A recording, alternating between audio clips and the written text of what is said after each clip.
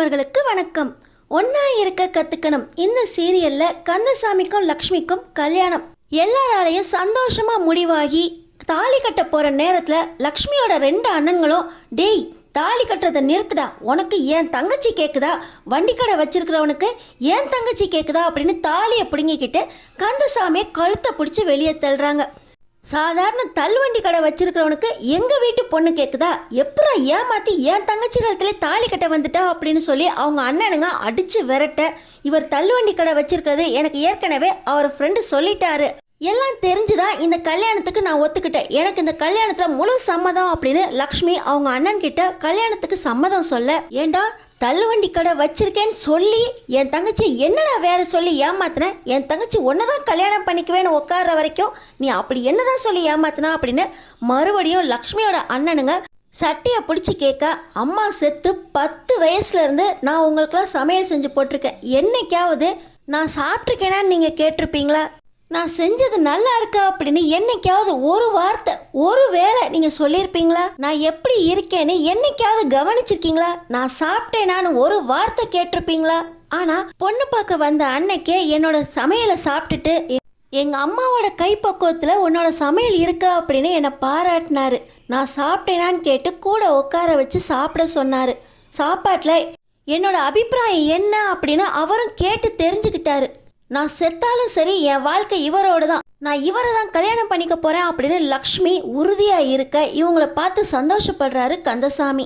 இவனை நீ கல்யாணம் பண்ணிக்கிட்டா நாசமாக போயிடுவேன், என் வாழ்க்கை இனி இவரோட தான், செத்தாலும் நான் இவரோட தான் சேர்ந்து வாழ்ந்து சாக போகிறேன், இல்லாட்டி கல்யாணமே பண்ணிக்க மாட்டேன் அப்படின்னு லக்ஷ்மி உறுதியாக இருக்க, டேய் அவள் வாழ்க்கை கெட்டு போனால் போகட்டும்டா, இத்தனை பேர் முன்னாடி இவனை தான் கட்டிக்குவேன்னு நிற்கிறா அப்படின்னு அவங்க அண்ணங்க 2 பேரும் பேசிக்கிட்டு இருக்கும்போதே அண்ணன் கையில் இருக்க தாலியை எடுத்துகிட்டு வந்து லக்ஷ்மி கந்தசாமியை தாலியை கட்டுங்க அப்படின்னு நம்பிக்கையோடு சொல்ல, அந்த பொண்ணே உன்னை நம்பி தாலி கட்ட சொல்லுதியா, கட்டுப்பா கந்தசாமி அப்படின்னு ஒரு பெரிய அம்மா சொல்ல, கந்தசாமி லக்ஷ்மி கழுத்தில் தாலியை கட்ட கல்யாணம் சந்தோஷமாக நடந்தேறுது.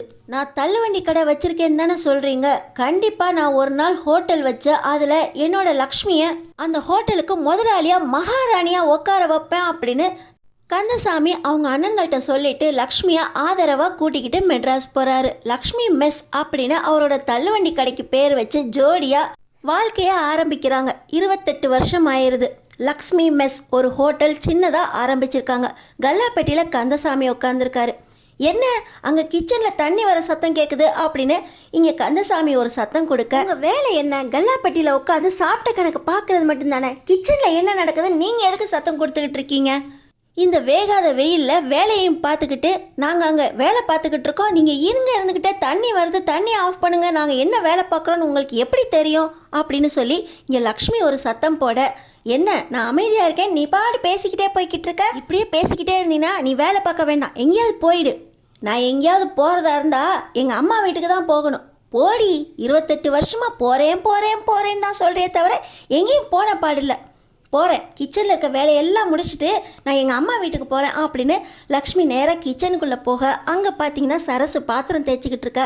ஆகட்டும் இவ்வளோ நேரமாக பாத்திரம் தேய்ச்சிக்கிட்டு இருந்தா அவர் திட்டாமல் என்ன பண்ணுவார் அப்படின்னு மருமக சரசுவை வேலை வாங்கிக்கிட்டே வீட்டுக்குள்ளே போகிறாங்க.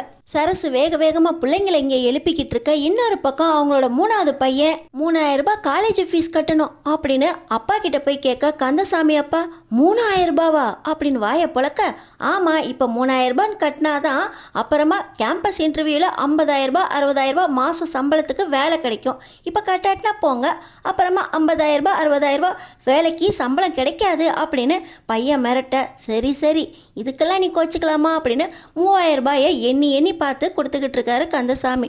வெளியே போய் ஃபோனில், டேய் இப்போ தாண்டா எங்கள் அப்பா சிங்கப்பூர்லேருந்து பணத்தை எனக்கு அமுச்சு வச்சுருக்காரு, கண்டிப்பாக பார்ட்டி உண்டா அப்படின்னு சொல்லி பசங்களோட போட்டிக்கிட்டு இருக்காரு. இன்னொரு பக்கம் கடைக்குட்டி கார்த்திகேயன் காலேஜுக்கு லேட் ஆயிடுச்சு, பசிக்குது அப்படின்னு சொல்லி இட்லி எடுக்க சொல்லி வந்தவர் அங்கே வந்த கஸ்டமர்களுக்கு கஸ்டமர் தான் நமக்கு எல்லாம் அப்படின்னு சொல்லி அவர் எல்லாருக்கும் பரிமாற ஆரம்பிச்சிடறாரு. டேய் லேட் ஆகுதுன்னு சொன்னியேடா அப்படின்னு அவங்க அம்மா லக்ஷ்மி கேட்க, அம்மா கஸ்டமர் முக்கியம் தானே, அண்ணன் தான் இன்னும் வரலையே, வர்ற வரைக்கும் நான் பார்த்துக்கிறேன் அப்படின்னு பரிமாறிக்கிட்டு இருக்க. இன்னொரு பக்கம் முருகன் வராரு. மளிகை சாமான் வாங்க போனவன் இன்னும் காணோம், இவனை இப்படியே போய்கிட்டே இருந்தா போலீஸ் தான் பிடிக்க போகுது அப்படின்னு கந்தசாமி சொல்லிக்கிட்டு இருக்கும்போதே மளிகை சாமானோட வந்த முருகனை போலீஸ் பிடிக்க போகுது. யார் அது? நம்ம ஹீரோயினி தான். முருகனை பிடிக்க போகிறது போலீஸ் ஆஃபீஸர், நம்ம ஹீரோயின். அவங்க 2 பேருக்கும் மோதல்ல ஆரம்பிக்கிறது. காதலா எப்படி மாறப்போகுது? ஒன்றா இருக்க கற்றுக்கணும். அடுத்தடுத்து என்ன நடக்க போகுதுன்னு தெரிஞ்சுக்கிறதுக்கு நம்ம சேனலை சப்ஸ்கிரைப் பண்ணி தொடர்ந்து பாருங்கள்.